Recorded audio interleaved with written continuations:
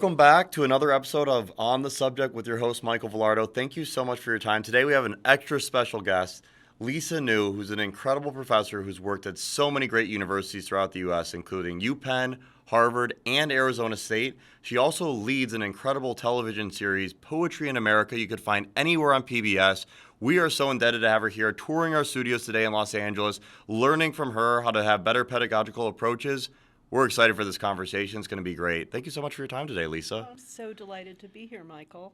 So we do have one thing in common that I always love to start off with. What's a commonality we share, other than, of course, being super passionate about education? We both spent time at Penn. So when were you at Penn? How did you like Philadelphia? Tell me more about your Penn stories. I loved Philadelphia. I was at Penn from 1989 to 1999. And we missed each other barely.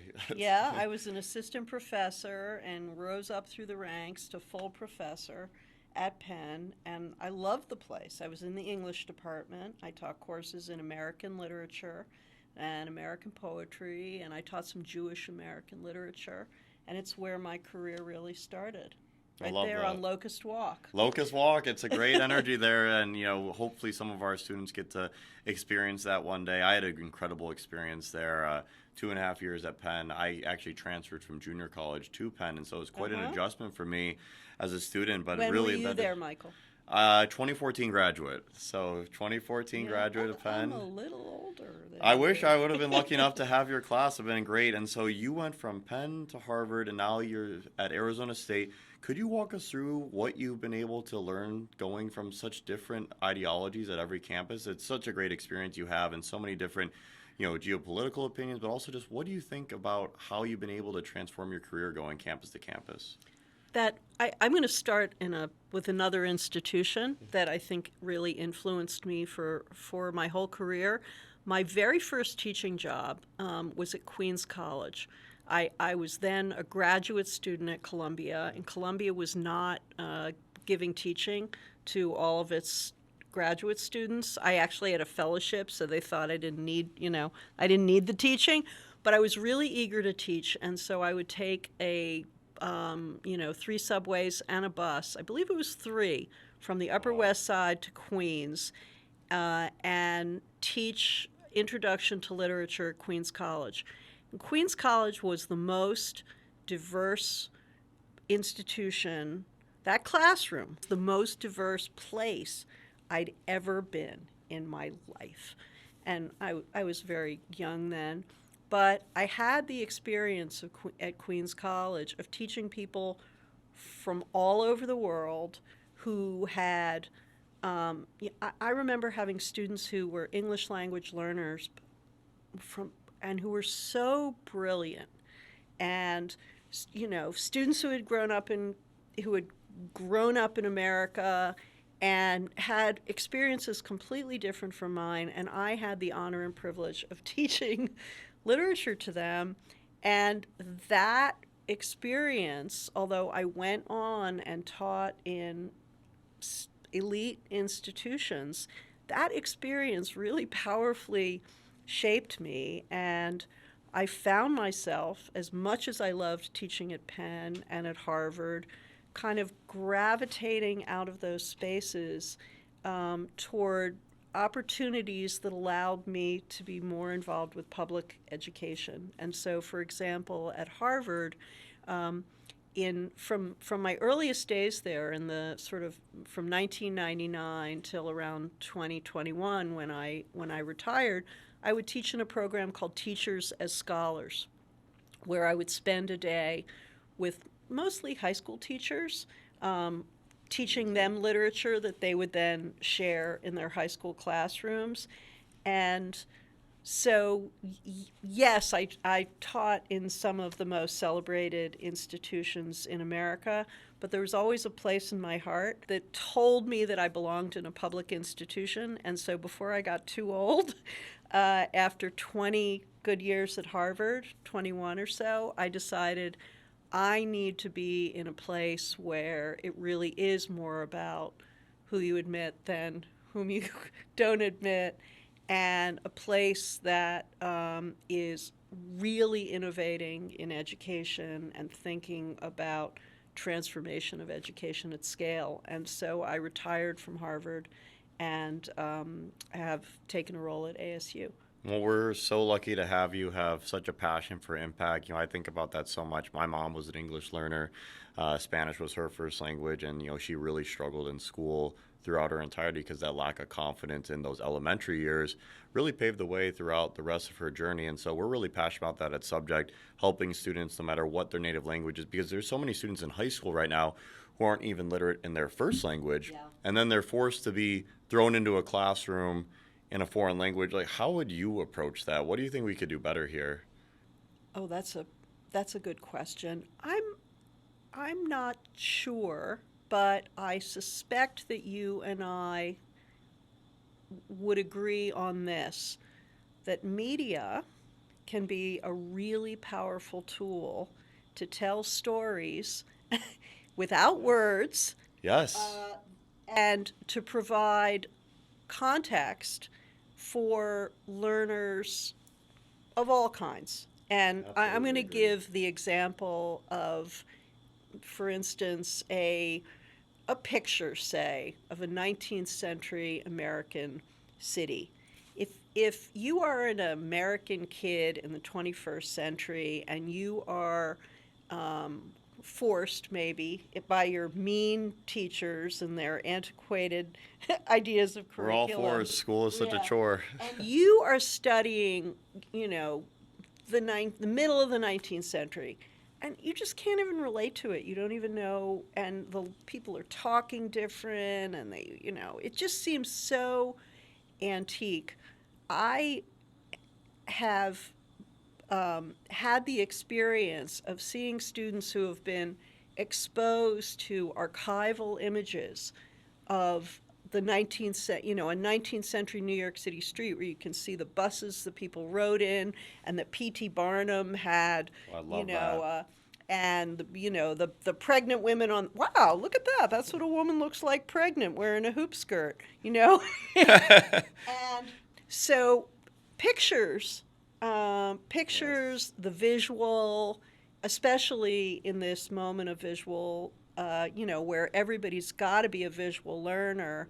I think that when you can show as well as tell, when you can have students use more of their senses and more of their faculties, you're going to have a more integrated, authentic learning experience. I mean, we're not all just textual language-based learners. I completely agree. And Netflix, 26 years old this month. You look at even some newer startups, Uber, Airbnb, Snapchat, Facebook, YouTube, Instagram. These are all 20 plus years old now, some of these products. Uber a little bit less. I actually spent 3 years there. It's about 15 years old. But these are old startups. These kids we're trying to help are 14, 15, 16, 17, or in the collegiate space like yourself. They've grown up with an iPhone in their hand. They've grown up with video technology. Is that why you were passionate about starting a television series in addition to your work in academia? How did that start? That's such an interesting story. I'd love to learn more about that. There's an origin story there, and it begins with a student. In some ways, I had an aha moment when a student said to me, as I wheeled my goofy little suitcase full of props and visual aids. Often I would fill the suitcase with 19th century magazines because I wanted kids to see what Walt Whitman's world looked like, or what Emily Dickinson, what was expected of women. And I would wheel the suitcase in, and sometimes I'd bring whale sounds if we were doing Moby Dick. Oh, that's awesome. You're and so a great teacher. I was working with a lot of audiovisual material, and a student said, Professor New, your class is a little like the Magic School Bus. And I was so flattered. That's a great compliment. I was really flattered. And very shortly after that,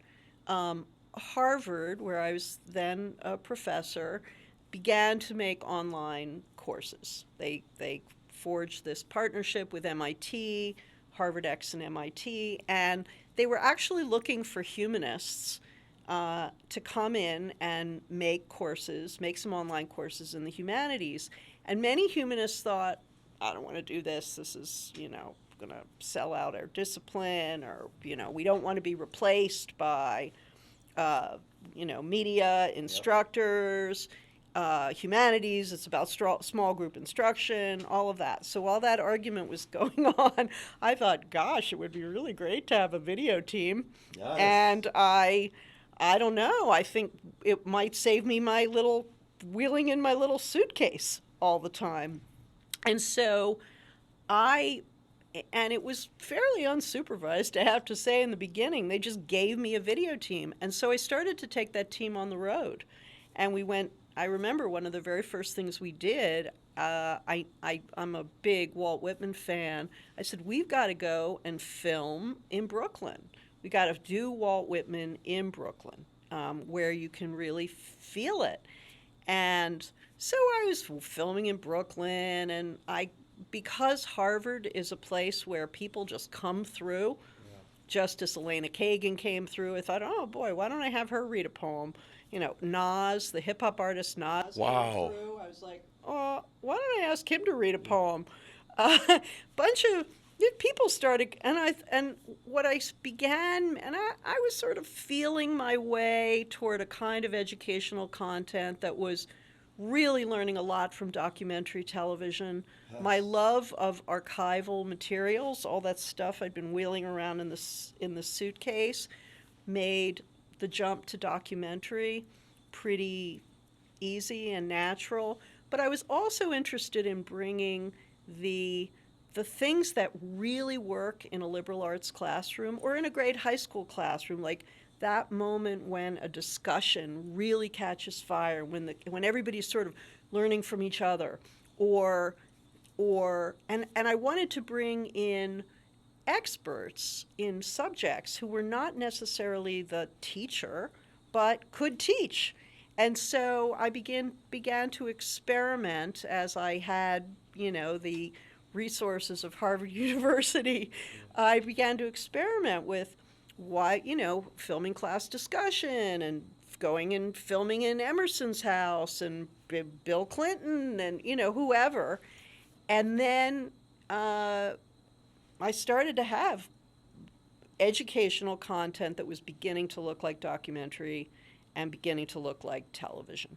And so I went then to WGBH, Boston, and I said, I think I might have a television series here. And they said, poetry, nobody likes poetry. There was actually one executive producer there who said, oh yeah, I think there could be a show on poetry. And it was a pretty complex thing to get off the ground. It took several years, had to raise a bunch of money, had to raise it all myself. And then eventually I realized I couldn't really be making this on Harvard's dime. Yeah. And I would have to have my own production company and begin to make television content and educational content coming out of that production company, that I would then have educational institutions, both institutions of higher learning and even companies, distribute. And I'm going to wrap this up by saying the television series and the educational content that I create are always cross-fertilizing each other. Yes. And we're able to make broadcast quality media that ends up in classrooms. But, and that's great to take TV quality media and put it in classroom, but actually a lot of the television, particular episodes of television that I hadn't imagined, we would see that students love this poem. Students, everybody say you can pick 3 poems. Here's the one, the students keep choosing the same one to write about, to do their assignments on. He's like, well, yeah, we should make TV out of that. So that's how it works. That's and you're now shooting your 5th season. So impressive. But I love the description you just had. I always talk about the flow state of mind. At my senior year at Penn, for my thesis, we had to read that book, Flow, The Optimal Psychology. I love that book. It's an incredible book. That guy has it's a hard to pronounce. That's why I didn't go there, because I didn't want to take the risk of mispronouncing it. I have no idea how to pronounce that guy's name. Very difficult, but highly recommend the book. Great Shout out Flow. I always say, you want to be in a flow state of mind. How can we get people on their daily basis with their work, one with friends? You want to be in a flow state of mind. And our hypothesis is more often than not, students, adults, people in general will find themselves in a flow state of mind watching a documentary versus being in a classroom. Doesn't mean that we can't make the classroom more engaging. That's our whole goal here is how can we make it feel like you are watching your favorite Netflix documentary? How many of your favorite Netflix documentaries are you really binging the content? And then you talk to your family and friends about it. Oh, did you notice this piece of it? It becomes an educational discussion. It's very cohesive, a lot of community oriented around it. Yeah. Super powerful. And so I love that you have a passion for television, documentary style focus, as well as bringing it back to the classroom. We're really focused on bringing that short form engaging content to the classroom. And I love that you also were able to say from a very non-defensive point of view is, okay, how are we threatening jobs with a videography? That's not it at all. The best thing you could do for a student is one-on-one time. Absolutely agree. One-on-one time, small groups, best thing you can do for a student. Video allows for you to have more time to do that. If the video can engage the majority of the course or the group of students, then you have time for that one-on-one experience with the student, which is the most There's a unbelievable. lot to talk about, right? Yes. If a classroom teacher can have the confidence that her students,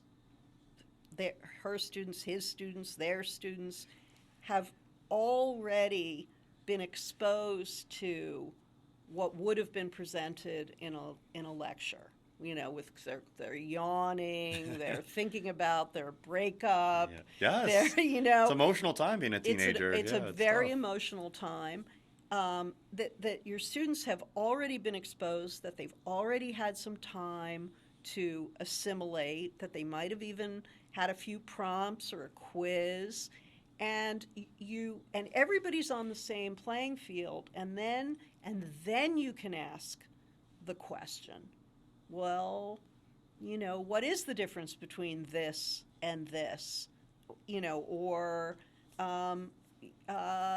what does freedom mean for the poet Phyllis Wheatley versus the poet, in 1790 versus the poet Walt Whitman in 1855? And video is also emotional. It is. And the use of a charismatic figure and of well-chosen images gives students a kind of, allows them to invest. Often, not always. I mean, there's a lot of bad video. That's true. There is a lot of There's tough a lot. ones. It's not like and we don't want a world. Neither of us, I'm sure, wants a world where people are uncritical about video and they think Well, all million video percent. You is got to good. critique. That's why we got to get the best production teams possible. So I do want to ask a question. I think I know the answer, but who's your favorite poet? I've been talking about women. That's a where lot, I assume. But and is I that, love. I don't know that I really don't have a favorite poet. Are you not a favorites person? I'm not a favorites person. I'm not a. I know some people like that as well. I'm not a ranked list yeah. person, but Whitman really inspires me, and Whitman's largeness. I did 2 television episodes on Whitman.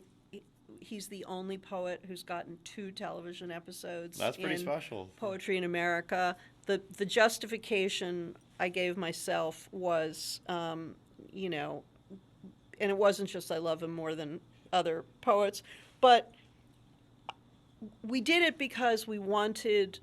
You couldn't possibly in a half an hour show Whitman before the Civil War and Whitman during and after the Civil War, nor could you dramatize how the Civil War transformed America and Whitman was a poet of such optimism and such belief in America. And then the Civil War came and he remained optimistic, but it was a tragedy that his poetry absorbed. And so that one poet could give us could change himself, and we could watch that moving process. So Whitman, you can never, you never go wrong by focusing on Whitman, but I wouldn't say he's my favorite poet.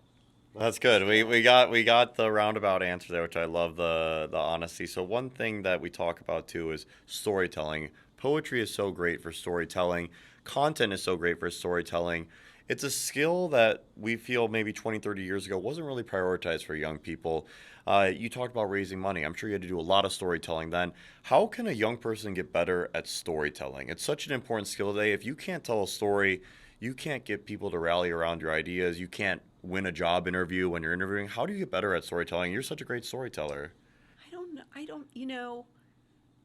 I think that what I actually love now about the work I do is that I'm able to think about it as story. I think to teach a class is to tell a Storytelling story. every single day. Is to tell a story. To teach a good class is to tell a story. But what that actually means in the work of it is that you've thought about structure. Everything is really, and so I hesitated because this sounds like a really boring answer. No, go ahead. We're knowing, knowing what comes first, what to reserve, just thinking about sequence is something that whether you're in sales, Yes. or in persuasion, in politics, in really any domain in which writing a scientific grant, in any domain, what you're trying to do is you have a goal, you have a reaction or a kind of impact you want to have on your audience, and thinking, what's my main point and what are the subsidiary points that support that, and what's the big payoff? And that is all about structure. And storytelling is really and structure is emotional, right? Super emotional. We don't think it sounds like the most boring thing you can imagine, structure, but so I'm thinking all the time as we teach students using some of the tools that you guys use at Subject and that I use in Poetry in America courses.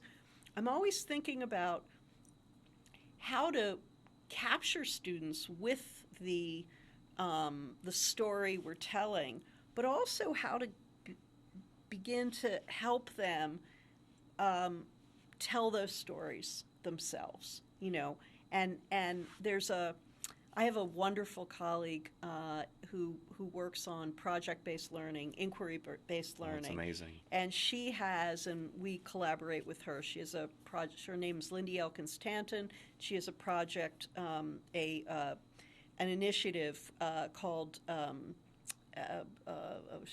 guys got to edit this. Don't worry, we'll edit it and make it look good. Yeah. Shout out Lindy. Shout out Lindy. Lindy Elkins-Tanton. Why am I'm saying citizen schools, and that's no. Okay, I have an amazing colleague who has an initiative that is being developed at ASU. It's called Open Citizen, and it's a modality of inquiry-based learning. And inquiry-based learning, it always comes down to what's the next natural question. Which is to say, whatever material you are exposed to, what's making you curious? What's your question? Yeah, why? Why? Yeah. Why? Or, and if you don't have a question, the instruction that has preceded has not been effective. It hasn't engaged you. You should always have that next natural question. And so when I teach teachers, when I think about, how to become how to lead a great discussion, how to give a good presentation, it's really always about leaving room in what you're doing for the next natural question, which is to say, opening something up that leaves a lot of spaces for people to say, well, maybe it's there, and maybe it's there too, and maybe it's here too, or maybe it isn't, or I don't know what that word, using vocabulary that students don't know can be a really great thing, because you can say to students, every single word that I use, that please write down every word you don't know, and we can and we can find out, and then we can edit, and maybe that wasn't the best word, that people are choosing language to use, not to mystify you. People get very, very freaked out when they don't know the meaning of a word. Like, I don't get this. This is stupid. It's actually. I watch this in myself. Do you have this?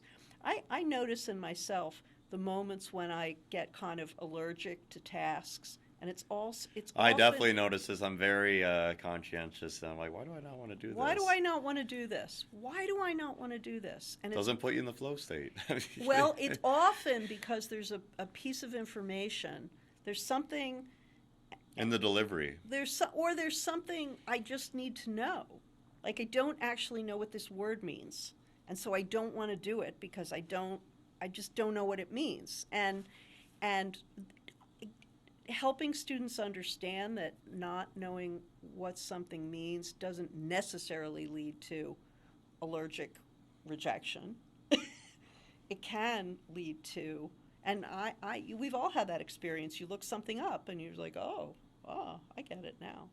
Yeah, I know. It's a falling in love with learning and learning how to learn and learning how to communicate your ideas. It's so important. And what a tough time to be a teenager or young adult. There's so many forms of stimulation coming at you. Social media is such a big obstacle and tool to navigate. And I love that about the storytelling piece.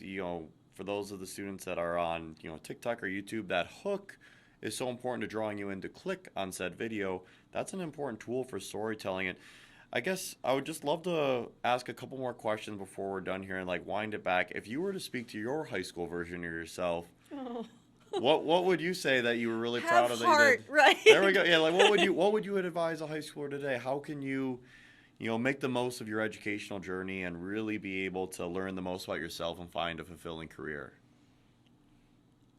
I think my own high school time was kind of miserable. So many of the people I know who had miserable high school experiences become professors. Why do you think that is? And because they were so unchallenged. Yeah. They were actually so hungry to learn. They were so and high school didn't quite do it for them. I think learning how you learn, and trusting. It was clear to me that, in ways I didn't understand, but it was clear to me that sitting in 7 classes a day with a different set of personalities, where those subjects were very siloed, did not much work for me as a student. And and when I got to college, I was so delighted to discover that, and this holds true for me to this day, that I love doing solitary immersive work in the morning by myself, and then exposing myself later in the day to inputs. And so I did control your time. That's awesome. Controlling, and I sort of learned my own learning rhythms.